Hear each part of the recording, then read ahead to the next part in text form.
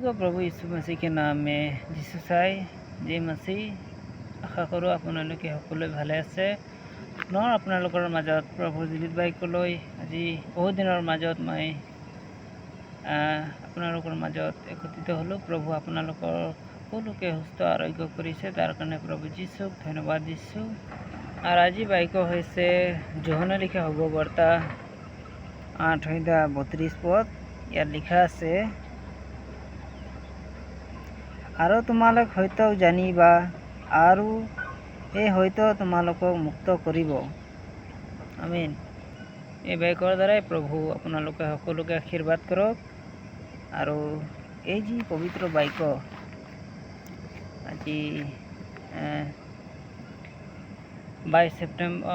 2 ছেপ্টেম্বৰ, কালি 3 ছেপ্টেম্বৰ, আৰু আমাৰ ভাৰতবৰ্ষৰ এজন মহান পৰমেশ্বৰৰ প্ৰভু যীশু খ্ৰীষ্টৰ শুভবাৰ্তা প্ৰচাৰ কৰোঁতা এজন মহান ব্যক্তি সাধু সুন্দৰ সিংজী।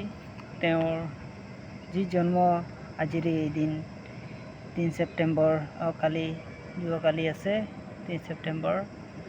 আৰু বিভিন্ন ঠাইত থকা প্ৰভুৰ দাসসকলে তেওঁৰ কাৰণে প্ৰাৰ্থনা আৰু তেওঁৰ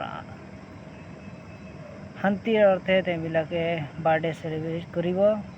মই আশা কৰোঁ আপোনালোকে যাতে এই বাইকৰ দ্বাৰাই চাকি হৈ যি তেওঁ এজন ব্ৰাহ্মণ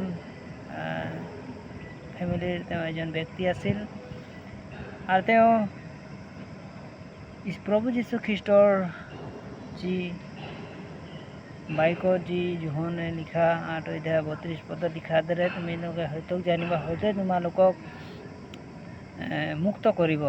আৰু তেওঁ এই যি জীৱিত বাইক তেওঁ পালে, আৰু তেওঁ আমাৰ ভাৰতবৰ্ষৰ বিভিন্ন ঠাইত তেওঁ গৈ প্ৰভু যীশু খ্ৰীষ্টৰ বিষয়ে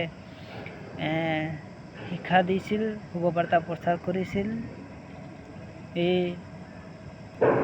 আৰু প্ৰভুৰ মহান দাস তেওঁ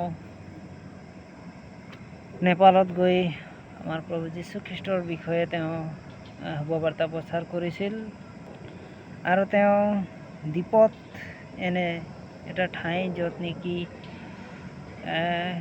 দেৱ পূজা অৰ্থাৎ ডাইন আৰু বিভিন্ন মায়াবী কামবিলাক তাত কৰা হয়। আৰু এনে এটা ঠাইত গৈ তেওঁ প্ৰভু যীশু খ্ৰীষ্টৰ বিষয়ে শুভবাৰ্তা প্ৰচাৰ কৰিছিল। আৰু সেয়ে আজি মই আপোনালোকৰ মাজত প্ৰভুৰ মহান দাস সাধু সুন্দৰ সিং যিৰ বিষয়ে মই আপোনালোকৰ মাজত কৈছোঁ। আৰু তেওঁ যেতিয়া প্ৰভুৰ বাইক পৰিচৰ্যা কৰি আছিল, তেতিয়া তেওঁৰ জীৱনত অনেক ৰকম সমস্যা আছিল। যেতিয়া নেকি তেওঁ দ্বীপত তেওঁ যেতিয়া প্ৰভু যীশু খ্ৰীষ্টৰ বিষয়ে পৰিচৰ্যা কৰি আছিল, তেতিয়া তেওঁৰ জীৱনত তেওঁক ধৰি তাত থকা লোকবিলাকে তেওঁক 3 দিন ধৰি তেওঁক গুফাত ভৰাই থৈ দিছিল। কিন্তু প্ৰভু যীশুৰ যি ইচ্ছা, সত্যক জানিবা হয়তো তোমাক উদ্ধাৰ কৰিব। আৰু সেই প্ৰভুৰ যি বাইক তেওঁৰ হৃদয়ত আছিল, আৰু তেওঁৰ হৃদয়ত এটা পবিত্ৰ বাইক গালাতিয়া 6:14 পদ ইয়াত লিখা আছে, মই পঢ়ি দিছোঁ। কিন্তু আমাৰ প্ৰভু যীশু খ্ৰীষ্টৰ ক্ৰুচৰ বাবে আন কোনো কথা শ্লাঘা কৰা মোৰ পৰা দূৰ হওক। সেই ক্ৰুচৰ দ্বাৰাই জগতখনেই মোলৈ আৰু মই জগতখনলৈ ক্ৰুচত হ'লোঁ। হালেলুয়া।